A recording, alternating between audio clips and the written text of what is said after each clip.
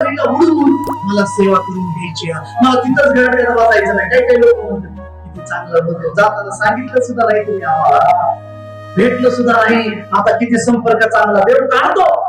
जोपर्यंत ते घरट्यामध्ये आहेत त्यावेळेस आपल्याला चांगलं वाटतं, बहीण म्हणून, भाऊ म्हणून. काही काही लोक चर्च सोडून जातात का रे, काही काही लोक जग सोडून जातात, पण तिथं खचायचं नाही. हालेलुया. आपण पण मोठं झालं, जसं आम्ही तिथून मोठं होऊन इकडे येऊन आलो. कशासाठी आलो?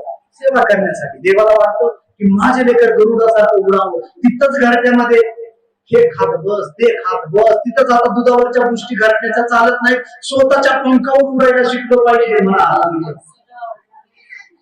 आज पण लोक कधी कधी म्हणतात का देवाला काढलं, कारण देवाला तुम्हाला घरट्यात तुम्हाला गाडीवर ठेवायचं नाही. देव म्हणतो माझे लेकर गरुड आहेत आणि गरुडासारखं उडतच राहावं, आकाशामधले कामं करावं, देवाची कामं करावं.